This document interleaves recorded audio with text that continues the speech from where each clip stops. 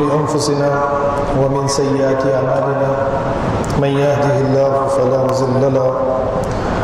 ومن يضلل فلا هادي له وأشهد أن لا إله إلا الله وحده لا شريك له وأشهد أن محمدا عبده ورسوله أرسله بالحق بشيرا ونذيرا يا أيها الذين آمنوا اتقوا الله حق تقاته ولا تموتن إلا وأنتم مسلمون يا أيها الناس اتقوا ربكم الذي خلقكم من نفس واحدة وخلق منها زوجها وبث منهما رجالا كثيرا ونساء واتقوا الله الذي تساءلون به والأرحام إن الله كان عليكم رقيبا يا أيها الذين آمنوا اتقوا الله وقولوا قولا سديدا يصلح لكم أعمالكم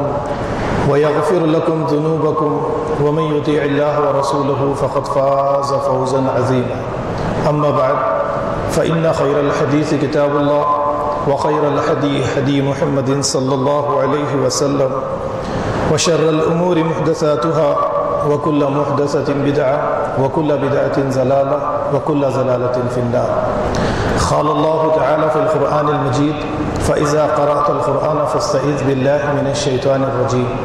أعوذ بالله السميع العليم من الشيطان الرجيم بسم الله الرحمن الرحيم ومن أحسن قولا ممن دعا إلى الله وعمل صالحا وقال إنني من المسلمين. معزز حاضرین مسجد، پچھلے خطبہ جمعہ کے موقع پر میں نے آپ حضرات کے سامنے آواز صحیح آ رہی ہے؟ سمجھ میں آواز مسجد میں صحیح ہے؟ پچھلے خطبہ جمعہ کے موقع پر میں نے آپ حضرات کے سامنے قرآن کا معاشی نظام کیا ہے، اسے قرآن کریم کی چند آیات کو لے کر آپ حضرات کے سامنے پیش کرنے کی کوشش کی تھی۔ الحمدللہ بہت سے لوگوں نے اسے پسند فرمایا اور اس سلسلے میں بہت سے لوگوں نے مجھ سے گفتگو بھی کی کہ کس طرح سے اس بہترین نظام کو نافذ کیا جائے۔ اس کے لیے تو میں نے کئی خطبہ جمعہ کے موقع پر آپ لوگوں کے سامنے قرآن کا معاشی نظام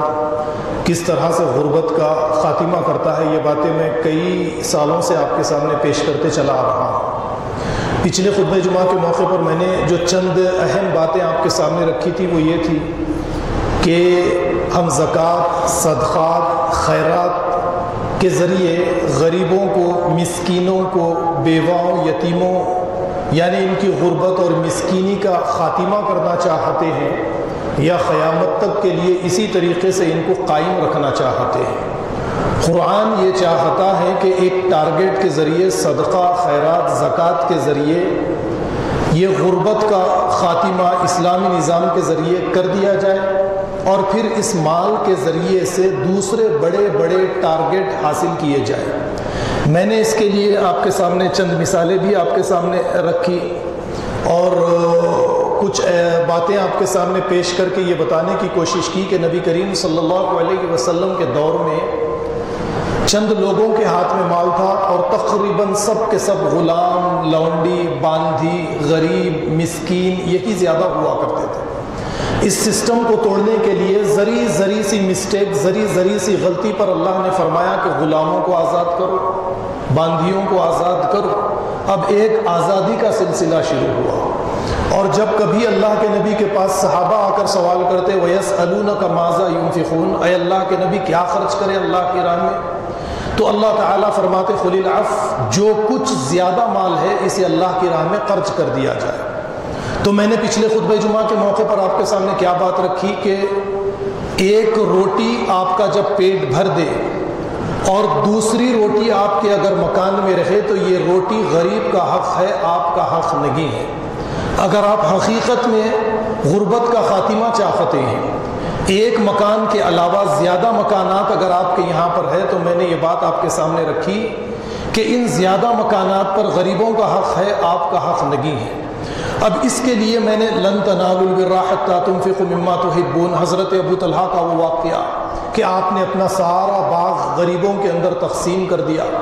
اس آیت کو رکھ کر، اس واقعے کو رکھ کر بتایا فَإِنْ آمَنُوا بِمِثْلِ مَا آمَنْتُمْ بِهِ فَقَدِ اهْتَدَوْا، اگر تم صحابہ کے جیسا ایمان لاؤ گے، صحابہ کے جیسا صدقہ خیرات زکوٰۃ ادا کرو گے تو وہ نظام، جس نظام کا آغاز کوہ صفا سے لا الہ الا اللہ کی شکل میں ہوا تھا، اور نبی کے بعد میں حضرت عمر بن خطاب کے دور خلافت میں یہاں تک پہنچ چکا تھا کہ حضرت عمر کی زبان سے یہ نکلا کہ حضرت عمر کے حدود میں دریائے دجلہ کے کنارے بھی اگر کوئی کتا بھوک سے مر جائے تو حضرت عمر اللہ کے یہاں پر اس کے لیے جواب دہ ہے۔ تو میں نے یہ بتایا کہ یہ نظام چلتے چلتے حضرت عمر کے دور خلافت میں اس طریقے سے غربت کا خاتمہ کر چکا تھا کہ کوئی مانگنے والا اب مسلم ریاست کے اندر باقی نہیں تھا۔ پھر اس ترقی یافتہ دور کو رکھ کر میں نے یہ بتانے کی کوشش کی کہ آج کے اس دور میں ہم یہ چاہتے ہیں کہ روزانہ صدقہ نکالیں، خیرات نکالیں، زکوٰۃ نکالیں، غریبوں کو خیرات دیں، مسجدوں کے باہر برقعے پہنی ہوئی عورتوں کو بھیک دیں، جنت حاصل کریں، جہنم کی آگ سے چھٹکارا حاصل کرے، قبر کے عذاب سے چھٹکارا حاصل کرے۔ ایسا نہیں ہے، بلکہ اللہ تعالیٰ جس طریقے سے ہم صدقہ و خیرات نکالتے ہیں اس کے ذریعے غریب بڑھتے جائیں گے اور عذاب کے طور پر ہمارے سروں پر یہ غریب مسلط ہوتے چلے جائیں گے۔ یہ ایک اللہ کا عذاب ہے جو غریب دن پہ دن بڑھتے جائیں۔ آپ کے مکان پر یا مسجد کے باہر آ کر خیرات مانگنا یہ ایک غلط نظام کے ذریعے آپ کے اوپر عذاب آپ نے اپنی حرکتوں کی وجہ سے مسلط کر لیا ہے۔ اللہ تعالیٰ چاہتے ہیں کہ اس کو کم کیا جائے، اس کو ختم کیا جائے، ایک اسلامی نظام قائم کیا جائے جو معیشت کے مسئلے میں سب کے لیے بہترین رہے گا۔ یہ باتیں میں نے پچھلے خطبہ جمعہ کے موقع پر تفصیل کے ساتھ آپ کے سامنے پیش کرنے کی کوشش کی ہے، اور اگر آپ خطبے کو سننا چاہتے ہیں تو یوٹیوب پر آپ کو وہ خطبہ آپ کو مل جائے گا۔ آج اس خطبہ جمعہ کے موقع پر موجودہ وقت اور حالات کو رکھ کر ہماری اپنی سوسائٹی میں چند چلتے ہوئے مسئلے کو لے کر قرآن کریم کی آیات کی روشنی میں کہ قرآن کس طریقے سے فتنہ اور فساد کا خاتمہ کرتا ہے، اسے آپ کے سامنے پیش کرنے کی کوشش کروں گا۔ اسی لیے میں نے سورہ حامیم السجدہ کی آیت نمبر 33 کی تلاوت کی ہے، جس آیت میں اللہ رب العالمین نے فرمایا وَمَنْ أَحْسَنُ قَوْلًا مِّمَّنْ دَعَا إِلَى اللَّهِ، اس سے زیادہ بہترین قول، اس سے زیادہ بہترین بات اور کس کی ہو سکتی ہے جو اللہ کی طرف لوگوں کو بلائے۔ یہاں پر دیکھیے اللہ رب العالمین نے جو فرمایا ہے کہ اس سے زیادہ بہترین شخص اور کون ہو سکتا ہے جو لوگوں کو اللہ کی طرف بلائے، اور آگے اللہ نے فرمایا وَعَمِلَ صَالِحًا، اور وہ خود بھی اعمال صالحہ کرے۔ اب آپ تو اچھی طرح سے جانتے ہیں کہ بات کو دہرانا پڑتا ہے۔ اعمال صالحہ کے اندر میں یہ یعنی بے روح والی نمازوں کو اور روزوں کو میں نہیں لیتا جس کو ہم اعمال صالحہ کے اندر داخل کرتے ہیں۔ ہاں، اعمال صالحہ میں نماز اور روزہ اور دیگر عبادات کو اس وقت میں لیا جا سکتا ہے جب اس کے اندر زندگی داخل ہو، اس کے اندر روح رہے، اور اس کے بعد میں یہ نمازیں روزہ ادا کریں گے تو اسے اعمال صالحہ کے اندر لیا جا سکتا ہے۔ اور اس کے لیے تو میں بار بار قرآن کریم کی آیات سے دلائل بھی پکڑتا ہوں، ان الصلاۃ تنہی عن الفحشاء والمنکر، کہ بے شک نماز بے حیائی اور برائی سے روکتی ہے۔ اگر نماز بے حیائی برائی سے نہیں روکتی ہے تو وہ نماز نہیں ہے، بس اٹھنا بیٹھنا ہے۔ یا سورہ توبہ میں جیسے اللہ نے سورہ انفال یا توبہ میں جیسے فرمایا کہ مشرکین کی نماز کیا ہے، عند البیت،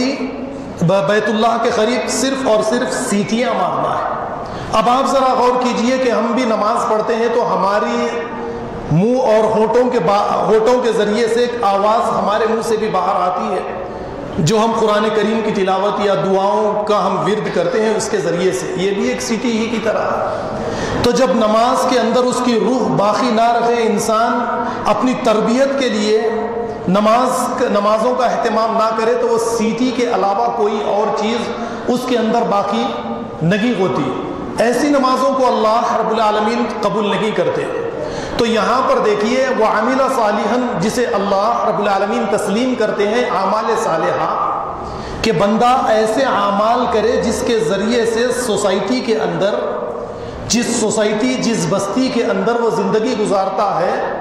وہاں پر حسن پیدا ہو، وہاں پر اچھائی پیدا ہو،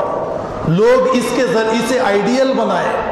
اسے دیکھ کر اس کی تعریف کر کر اس کے اعمال کے مطابق اپنے اعمال کو تبدیل کرنے کی کوشش کرے۔ یعنی اس بات کو آپ اپنے دماغوں میں بٹھا لیجئے، اعمال صالحہ سے مراد قرآن کریم جہاں کہیں پر بھی اعمال صالحہ کا ذکر کرتا ہے، اس سے مراد یہی ہے کہ ایک بندہ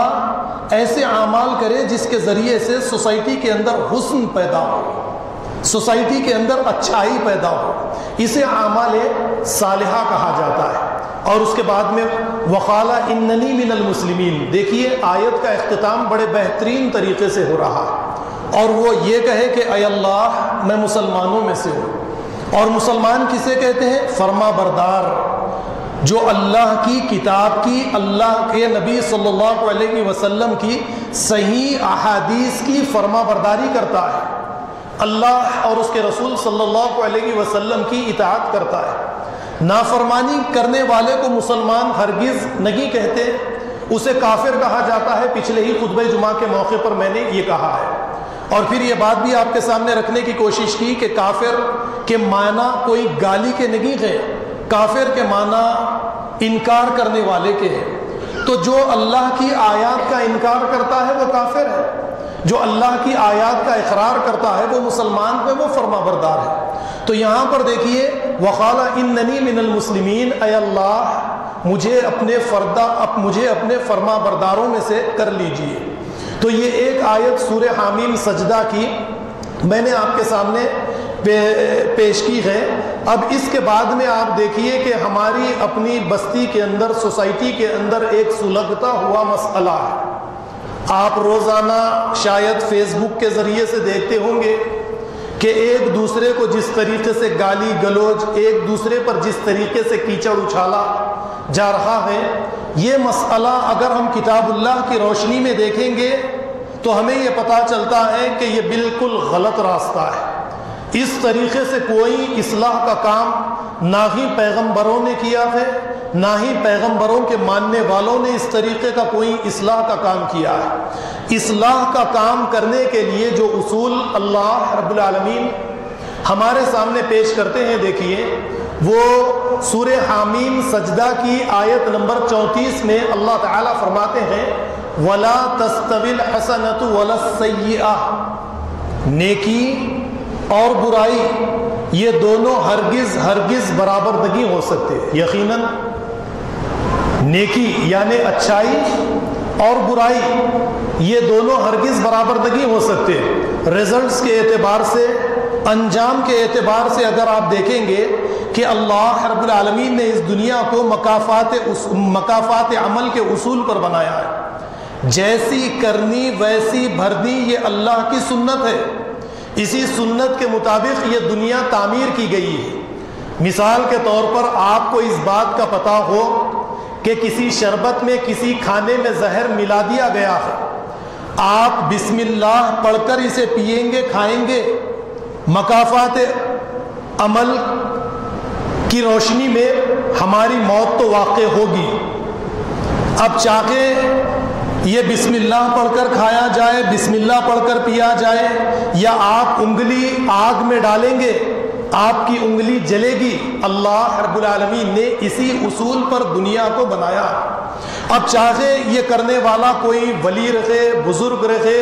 گناہ گار رکھے، پیغمبر رکھے، یہ مکافات عمل ہے، جیسی کرنی ویسی بھرنی، اس اصول پر دنیا کو بنایا گیا۔ یہاں پر اللہ نے جو خاص بات فرمائی ہے وہ یہ ہے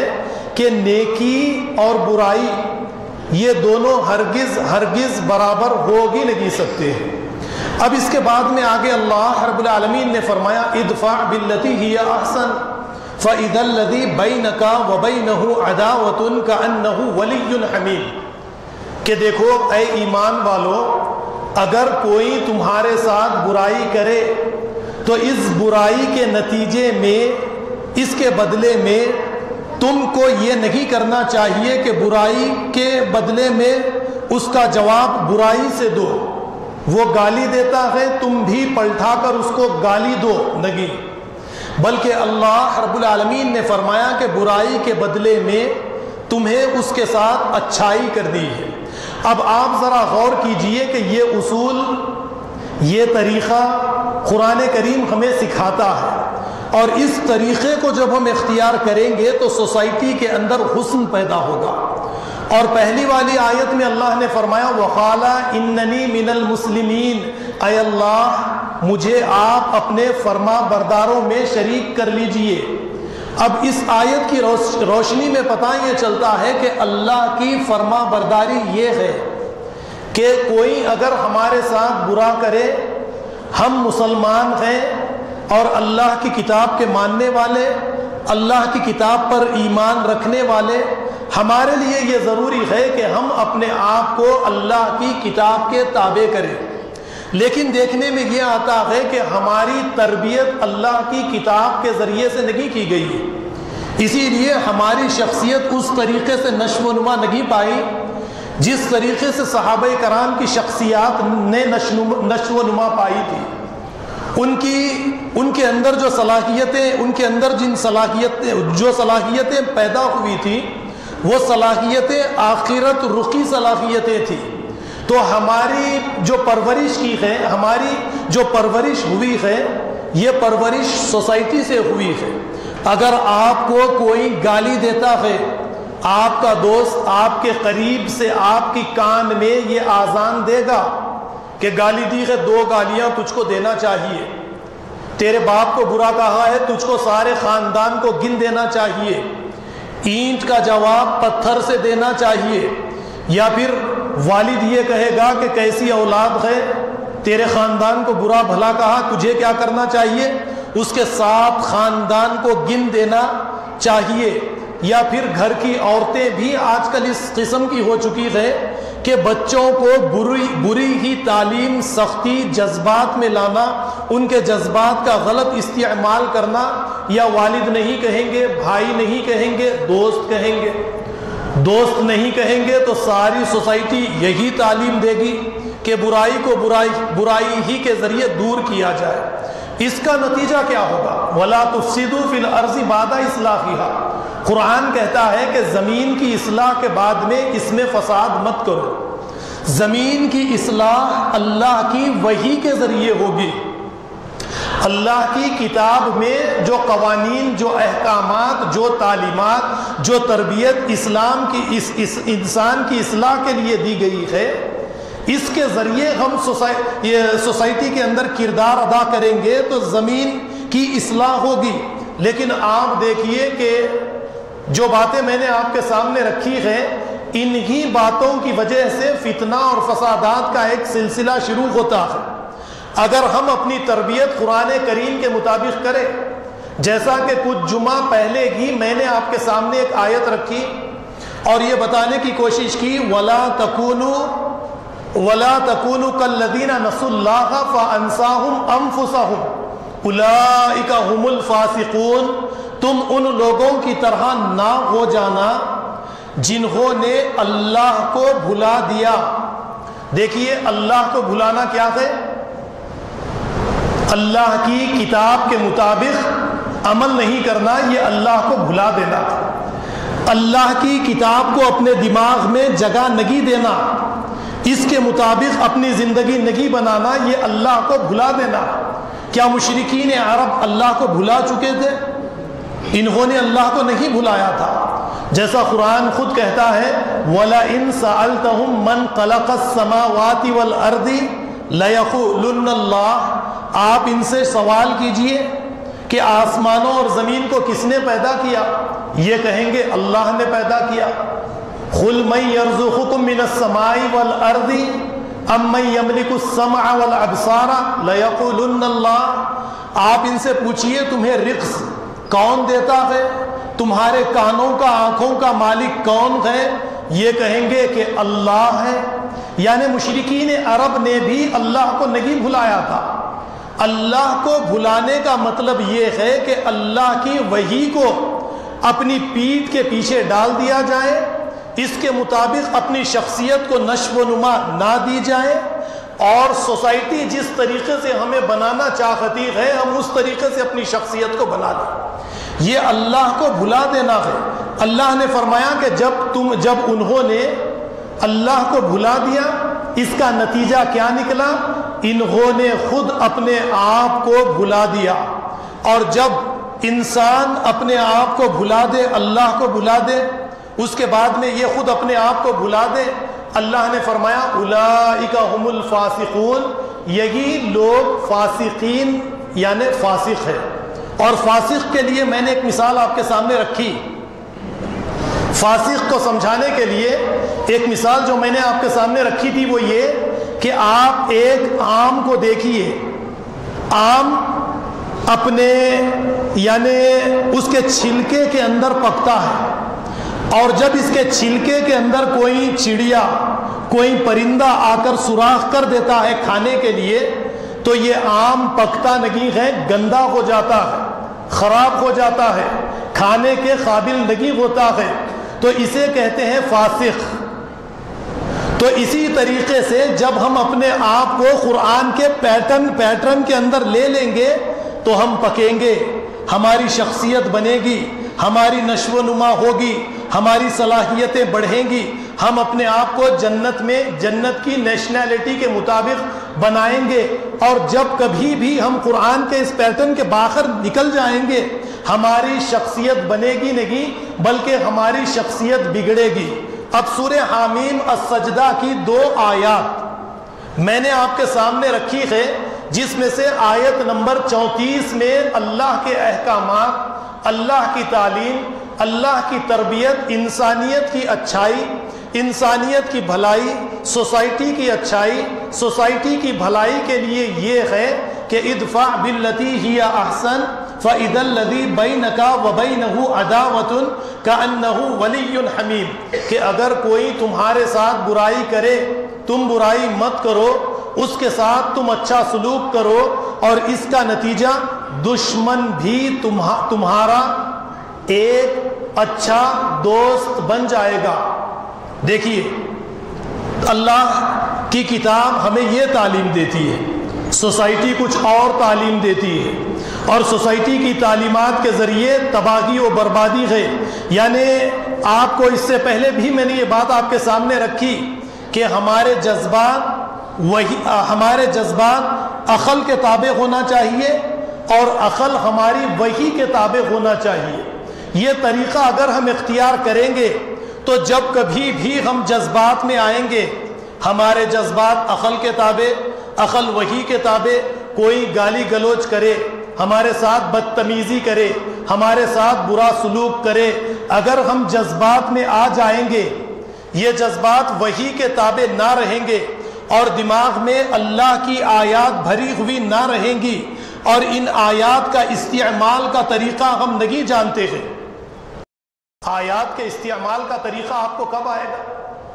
جب اللہ کی آیات ہمارے دماغ میں کثرت کے ساتھ ہوگی، اور اس نیت سے ہم اپنے دماغ کا حصہ اللہ کی آیات کو بنائیں گے کہ اسی کے مطابق مجھے اپنی زندگی کے تمام مسائل کو حل کرنا ہے،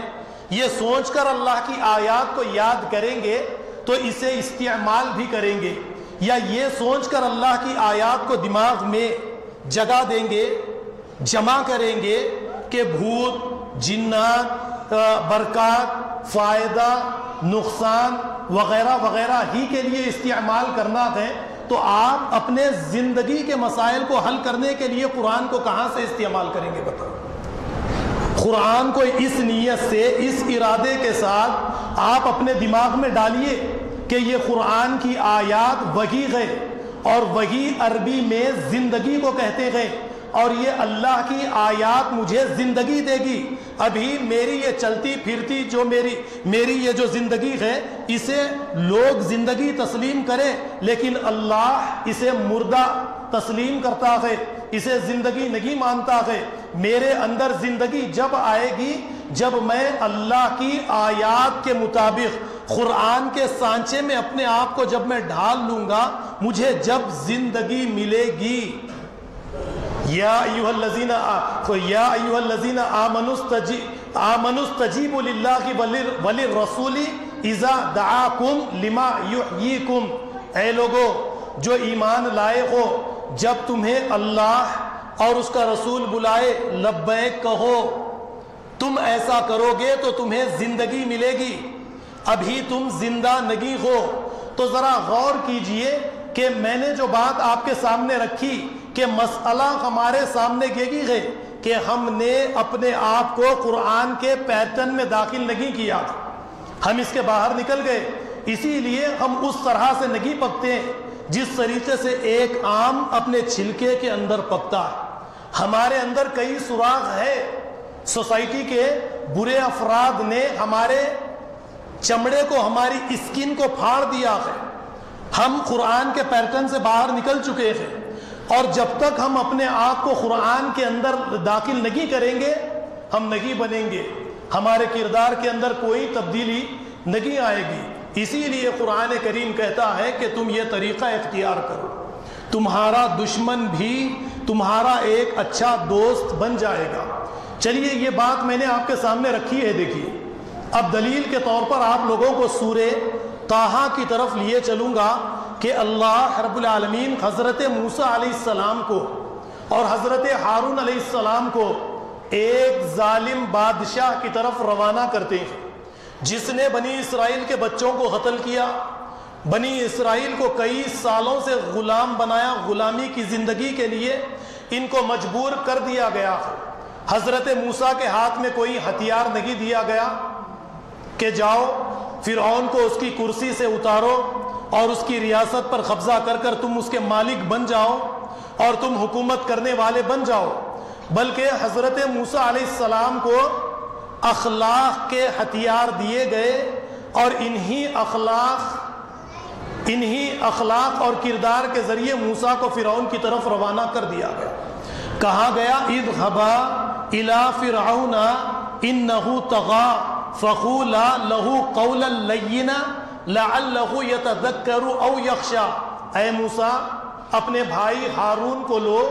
اور فرعون کی طرف تم چلے جاؤ، وہ سرکش بن چکا ہے، وہ باغی ہو چکا ہے، لہٰذا جانے کے بعد میں نرمی کے ساتھ اس کے سامنے اللہ کے دین کو پیش کرو، نرمی کے ساتھ بنی اسرائیل کی آزادی کا مطالبہ کرو، اور ہو سکتا ہے کہ تمہارے اس اخلاق کے ذریعے وہ مان لے اور سیدھا راستہ اختیار کر لے۔ ذرا آپ غور کیجئے کہ کیا پیاری تعلیم دے کر حضرت موسیٰ علیہ السلام کو فرعون کی طرف روانہ کیا جا رہا ہے۔ اگر موسیٰ اس طرح فرعون کے یہاں پر جائیں گے، دعوت اور تبلیغ کا کام کریں گے، اس کا نتیجہ اچھا آئے گا، ہم جانتے ہیں، وہ ایک نتیجہ تو قرآن کریم میں اس کا بیان کیا گیا، لیکن ہم اپنی سوسائٹی کو سامنے رکھے اور سوسائٹی کو سامنے رکھنے کے بعد میں ہم اپنے حالات کو درست کرنے کے لیے ہم نے آج جو راستہ اختیار کیا ہے، یہ راستہ کتاب و سنت کے مطابق صحیح ہے یا غلط ہے، ہمیں اس کا فیصلہ کرنا چاہیے۔ حضرت موسیٰ علیہ السلام نے جب فرعون کو اللہ کے دین کی دعوت دی، فرعون نے پلٹ کر موسیٰ سے سوال کیا، قالا فما بال القرون الاولی، اے موسیٰ تم ایک اللہ کی مجھے دعوت دے رہے ہو، لیکن پہلے یہ بتاؤ کہ مجھ سے پہلے جو میرے باپ دادا یا اس مصر کی ریاست میں جتنے افراد مر کر اس دنیا سے جا چکے، ان کے بارے میں تمہارا کیا خیال ہے؟ یعنی فرعون کا پوچھنے کا مطلب یہ ہے، یہ جنت میں گئے یا جہنم میں گئے، یہ جنتی ہے یا جہنمی ہے؟ حضرت موسیٰ علیہ السلام نے فوراً بات کو پلٹا دیا، اور ایک پیغمبر کو کرنا بھی یہی چاہیے، اور ایک ایمان والے کا کام بھی یہی ہے کہ یہ کسی کے آبا و اجداد کو برا اور بھلا ہرگز نہ کہے، مرحومین کے بارے میں اپنی زبان سے بری باتیں ہرگز نہ نکالے، جو اس دنیا سے چلے گئے ان کا مسئلہ اللہ کے یہاں پر، ان کا فیصلہ اللہ کے قبضہ قدرت میں ہے، اللہ جو چاہے ان کے ساتھ کرنے والا ہے۔ اللہ حضرت موسیٰ علیہ السلام نے فرعون سے یہ کہا، خالا علمہا عند ربی فی کتاب ولا یذل ربی ولا لا یذل ربی ولا ینسا، یہ ساری باتوں کا علم اللہ کے یہاں پر ہے، اللہ کے یہاں پر اس کی کتاب میں موجود ہے، اور اللہ تعالیٰ نہ بھولتا ہے، یعنی اللہ تعالیٰ ان باتوں کو ہرگز نہیں بھولتے اللہ کے، اور یہ ساری کی ساری چیزیں اللہ کے قبضہ قدرت میں ہیں۔ آپ ذرا غور کیجئے، ہمارے یہاں پر جو مسئلہ چل رہا ہے اس مسئلے پر نظر ڈالیے اور یہ دیکھیے کہ جس طریقے سے مرحومین کی ذات کو ٹارگٹ کیا جا رہا ہے یہ قرآن اور حدیث کے بالکل خلاف ہے، یہ طریقہ کتاب اللہ سنت رسول اللہ کے خلاف ہے۔ نبی کریم صلی اللہ علیہ وسلم کی زندگی بھی اگر ہم اٹھا کر دیکھیں گے، آپ اچھی طرح سے جانتے ہیں کہ نبی کریم صلی اللہ علیہ وسلم کے ساتھ کئی مرتبہ آپ نے اس واقعے کو سنا ہے۔ حضرت ابوبکر ایک راستے سے گزر رہے تھے، ایک آدمی راستے میں حضرت ابوبکر صدیق کو گالیاں دیتا ہے، آپ خاموشی کے ساتھ اس کی گالیوں کو سنتے چلے جاتے ہیں، اور جب آپ کو غصہ آتا ہے آپ پلٹ کر حضرت ابوبکر صدیق اس کی گالیوں کا جواب دیتے ہیں، نبی کریم صلی اللہ علیہ وسلم اس جگہ کو چھوڑ کر جانے لگتے ہیں۔ حضرت ابوبکر صدیق پوچھتے ہیں کہ اللہ کے نبی صلی اللہ علیہ وسلم بات کیا ہے؟ وہ جب تک مجھے گالیاں دے رہا تھا، برا اور بھلا کہہ رہا تھا، آپ مسکرا رہے تھے، آپ نے خاموشی اختیار کی تھی، اور جب میں اس کو جواب دینے لگا آپ ناراضگی کے ساتھ چلے جا رہے ہیں۔ اللہ کے نبی صلی اللہ علیہ وسلم نے فرمایا کہ ابوبکر جب تک تم خاموش تھے اللہ نے ایک فرشتے کو مقرر کیا تھا، اور فرشتہ اس کے سوالات، اس کی بدتمیزی کے جوابات دے رہا تھا، اور جب تم نے جذبات میں آ کر اپنی زبان کھولی وہ فرشتہ وہاں سے چلا گیا اور اس کی جگہ شیطان نے لے لی، اور اللہ کا نبی شیطان جہاں پر ہو وہاں پر اللہ کا نبی نہیں کھڑا ہوتا۔ ذرا آپ غور کیجئے کہ کیا تعلیمات ہے یہ تعلیم، اس طریقے سے ہماری اپنی تربیت ہونی چاہیے، اور اس اعتبار سے جو بات میں نے پہلے آپ کے سامنے رکھی ہے وہ یہ ہے کہ ہم اپنے جذبات کو عقل کے تابع کریں، عقل کو وحی کے تابع کریں، اور جب جذبات عقل وحی کے تابع رہے گی، کوئی گالی گلوچ کرے گا جذبات میں آتے گی، جذبات عقل کے تابع، عقل وحی کے تابع، اور وہی آپ کو یہ کہے گی کہ معاف کر دو، کوئی جواب مت دو، برائی کا جواب اچھائی سے دو، تمہارا دشمن بھی تمہارا دوست بن جائے گا۔ یعنی ہم کسی سوسائٹی کے اندر اپنے لیے دشمنوں کو پیدا نہیں کریں گے، بلکہ دشمنوں کے دلوں میں بھی دوستی، پیار، محبت جگاتے جگاتے آگے چلے جائیں گے۔ اس طریقے سے ہماری شخصیت نشو و نما پاتی چلی جائے گی، اور دشمنیاں جو سوسائٹی کے اندر دشمنیاں کریٹ ہوتی ہے یہ دشمنیاں ختم ہو جائیں گی۔ اور اس کا ایک نمونہ اگر آپ دیکھنا چاہتے ہیں نبی کریم صلی اللہ علیہ وسلم کی زندگی میں، آپ کو اس کے کئی نمونے آپ کو ملیں گے۔ طائف کی وادی میں نبی کریم صلی اللہ علیہ وسلم نے 10 روز گزارے، واقعہ آپ اچھی طرح سے پورا جانتے ہیں۔ آخر میں یہاں تک اللہ کے نبی صلی اللہ علیہ وسلم کے ساتھ کیا گیا، پتھر مارے گئے، آپ کو زخمی کر دیا گیا۔ جبرائیل جب آپ کے پاس آ کر جو کہنے لگے آپ وہ بھی جانتے ہیں کیونکہ وقت مجھے اجازت نہیں دیتا۔ اللہ کے نبی صلی اللہ علیہ وسلم نے کیا کہا کہ جبرائیل مجھے اس بات کا یقین ہے کہ ان کی اولادوں میں اللہ کے ماننے والے، آخرت پر ایمان رکھنے والے پیدا ہوں گے، اسی لیے میں انہیں معاف کرتا ہوں۔ انہوں نے مجھ سے دشمنی کی ہے لیکن میرے دل میں ان کے لیے محبت ہے، میری نظر آج پر نہیں کل پر ہے، آنے والے فیوچر پر ہے، ان کی نسلیں ایمان کو قبول کریں گی۔ اور آپ جانتے ہیں فتح مکہ کے ساتھ ہی طائف کے تمام قبائل نے اسلام کو ایک کے بعد ایک قبول کر لیا۔ جو ایک وقت کے دشمن تھے انہی لوگوں نے بعد میں نبی کریم صلی اللہ علیہ وسلم کے لیے اپنی جانوں کے نذرانے پیش کرنے شروع کر دیے۔ یہ معاملہ ہماری اپنی سوسائٹی کے اندر بھی پیش آ سکتا ہے، لیکن جب ہم اپنی تربیت اللہ کی کتاب کے مطابق کریں گے۔ ہماری تربیت تو ہماری سوسائٹی کر رکھی ہے۔ میں جانتا ہوں کہ اگر ہم 200 سال 100 سال پیچھے چلے جائیں تو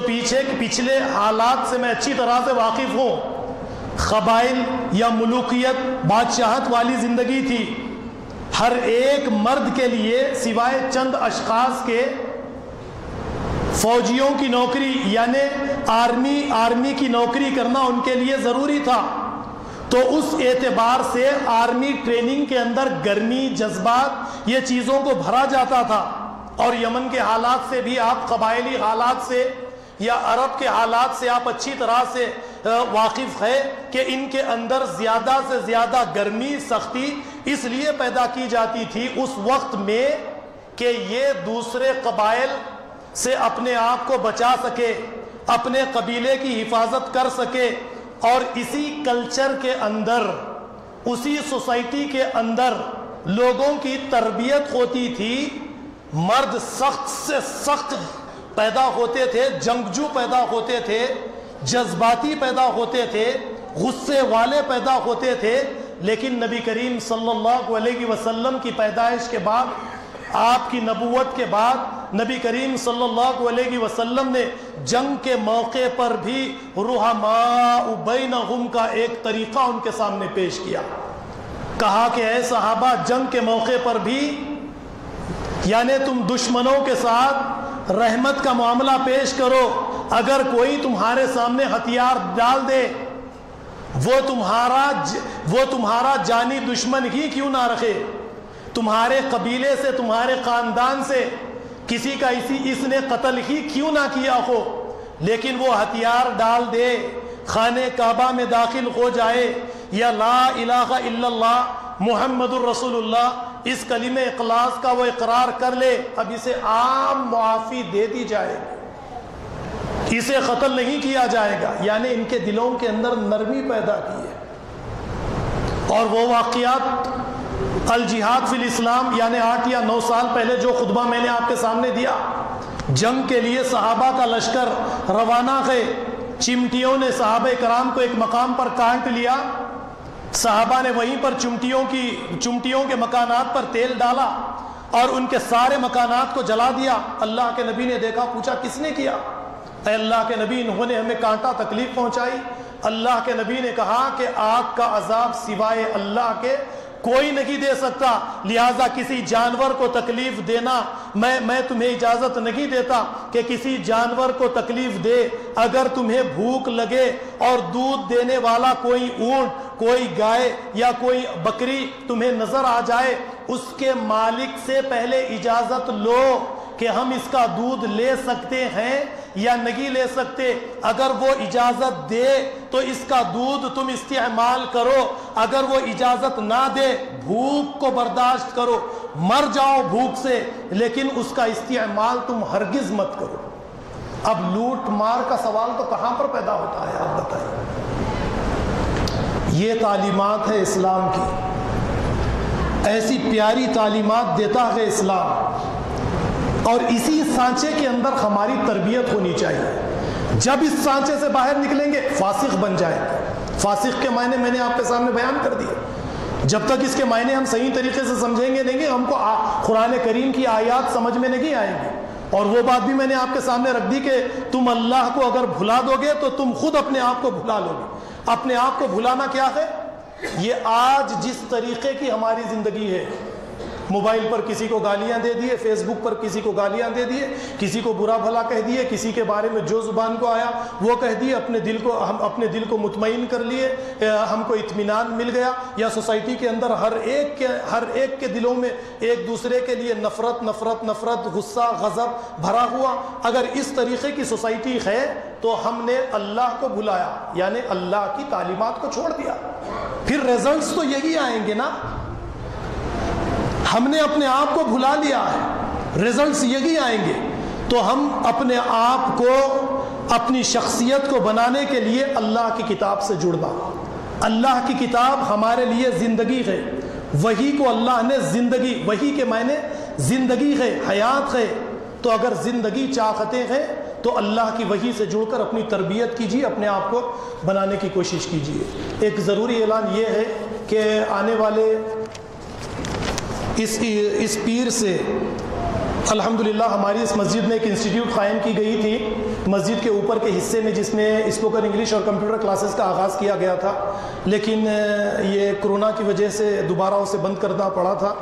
تو آنے والی پیر سے اسے دوبارہ اس کا آغاز کیا جا رہا ہے بعد نماز مغرب، اور جو کورسز رکھے جا رہے ہیں ADCA، Tally, hardware and network, C language, Java, یہ کورسز مسجد میں رکھے جا رہے ہیں۔ جو نوجوان ایڈمیشن لینا چاہتے ہیں وہ مجھ سے ملاقات کر لیں، آنے والی پیر سے اس کا آغاز کیا جائے گا انشاءاللہ العزیز۔ اور دوسرا اعلان یہ ہے، معہد علوم الحدیث جلپلی میں ایک مدرسہ ہے